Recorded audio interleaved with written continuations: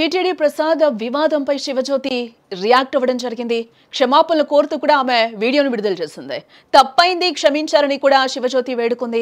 నా మాటలు తప్పుగా ఉన్నాయి కానీ తన ఉద్దేశం అది కాదు అంటూ కూడా ఆ వీడియోలో చెప్పడం జరిగింది శివజ్యోతి. శ్రీవారి దయ లేకుంటే నా జీవితంలో ఏది జరిగేది కాదు అంటూ కూడా శివజ్యోతి ఒక వీడియోనైతే రిలీజ్ చేయడం జరిగింది. తిరుమల తిరుపతి దేవస్థానం విషయంలో ఇటీవల చేసిన వ్యాఖ్యలు సోషల్ మీడియాలో దుమారం రేపడంతో ప్రముఖ anchor big boss fame Shivajyothi స్పందించడం జరిగింది. ఈ మేరకు ఆమె ఒక వీడియోనైతే విడుదల చేస్తూ శ్రీవారి భక్తులకు టీటీడీ బోర్డుకు బేషరతుగా క్షమాపణలు చెప్పారు. ఈ మేరకు ఓ వీడియోను కూడా ఆమె విడుదల చేయడం జరిగింది. వీడియోలో శివజ్యోతి మాట్లాడుతూ నా మాటలు వినడానికి తప్పుగా అనిపించుండొచ్చు, బట్ నా ఉద్దేశం మాత్రం స్వామివారిని కించపరచడం కాదు. కేవలం 10,000 టికెట్ కోసం క్యూ లైన్లో నిలబడ్డామనే ఉద్దేశంతో మాత్రమే ఆ మాట అన్నాను. కానీ అది వేరే రకంగా అర్థం చేసుకోబడింది. ఆ మాటలు నా నుంచి నా తమ్ముడి నుంచి పొరపాటున వచ్చాయి అని ఆవేదన వ్యక్తం చేస్తున్న వీడియోలో నా బిడ్డ స్వామివారు వేసిన భిక్షే, శ్రీవారిపై తనకున్న అపారమైన భక్తిని ఆమె ఈ సందర్భంగా కూడా గుర్తు చేసుకుంటోంది. నా జీవితాన్ని మార్చిన దైవం ఆ వెంకటేశ్వర స్వామి. ఆయన దయ లేకపోతే నా జీవితంలో ఏది జరిగేది కాదు. ఇప్పుడు నా కడుపులో పెరుగుతున్న బిడ్డ కూడా ఆ స్వామివారు ప్రసాదించిందే. అంతటి దేవుడి గురించి నేను ఎప్పుడూ తప్పుగా మాట్లాడనని కూడా శివజ్యోతి ఆ వీడియోలో చెప్పడం జరిగింది. ఈ సందర్భంగా భక్తులకు టీటీడీ బోర్డు సభ్యులందరికీ కూడా సారీ చెప్తున్నా, మరోసారి ఇలా జరగదు, జరగకుండా చూసుకుంటానంటూ కూడా వీడియో ద్వారా వివరణ ఇస్తూ క్షమాపణలు కోరింది శివజ్యోతి. అందరికీ నమస్తే. సో పొద్దున్న నుంచి తిరుపతి ప్రసాదం గురించి నేను మాట్లాడిన వీడియో, నేను మాట్లాడిన మాటలు చాలా మందికి తప్పుగా అనిపిస్తున్నాయి. సో ఎక్స్ప్లెనేషన్ ఇచ్చే ముందే ఆ మాటలకు ఎవరన్నా హట్ అయి ఉంటే డెఫినెట్గా సారీ చెప్తున్నాను. అండ్ నన్ను రెగ్యులర్గా ఫాలో అయ్యేటోళ్లకు నాకు వెంకటేశ్వర స్వామి ఎంత ఇష్టమో తెలుసు. యూట్యూబ్లో, ఇన్స్టాగ్రామ్లో 3 నెలలు 4 నెలల సంధి శనివారాల వ్రతాల గురించి, వాటి డీటెయిల్స్ గురించి నేను చెప్తూనే ఉన్నా. అవేవి దేని గురించి ఎవరు మాట్లాడుకోలేరు. అన్ఫార్చునేట్లీ దీని గురించి మాట్లాడిండ్రు. ఏదైనా సరే తప్పు జరిగింది నా సైడ్ నుంచి. నా మాటలు తప్పుగా ఉన్నాయి తప్పితే నా ఇంటెన్షన్ అది కాదు. మేము రిచ్ అని అన్నది 10,000 L1 క్యూ లైన్లో నిలబడ్డప్పుడు, పొద్దున ప్రసాదం తీసుకునేటప్పుడు కాస్ట్లీ లైన్లో నిలబడ్డమని ఆ ఉద్దేశంతో అన్నాను.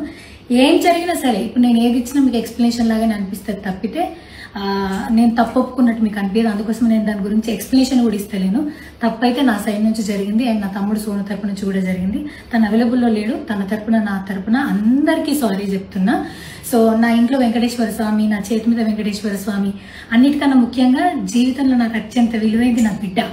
నా బిడ్డను కూడా వెంకటేశ్వర స్వామి ఇచ్చిండు. నేను ఆయన గురించి తప్పుగా ఎట్లా మాట్లాడతా? అస్సలు ఆయన గురించి తప్పుగా మాట్లాడా. ఆయన గురించే కాదు, నన్ను రెగ్యులర్గా ఫాలో అయ్యేటోళ్లకు నేను అన్ని మతాల దేవులను మొక్కుతా, అందరి దేవులను మొక్కుతా. అందులో వెంకటేశ్వర స్వామి నా జీవితాన్ని మార్చిండు. ఈ రోజు నేను అనుభవించే ఏది కూడా ఆయన దయలేకపోతే కాదు.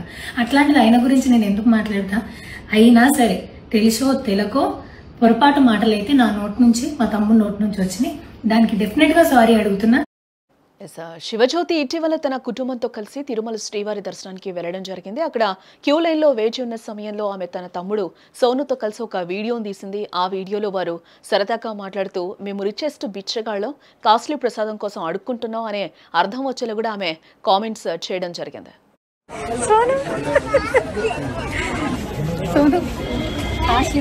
జీవితంలో ఎప్పుడు అడుక్కోలేదు, ఫస్ట్ టైం అడుక్కున్నాను. దర్శనం ఇది మొత్తం ఇంకా 436 కుబేరులో ఇంకా చూస్తున్నాయా? 436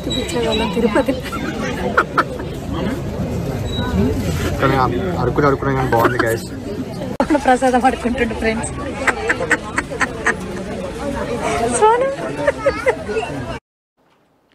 దీనిపై తీవ్ర విమర్శలు కూడా వచ్చాయి. అక్కడ లభించేది ప్రసాదం తప్ప సాధారణ వస్తువు కాదు.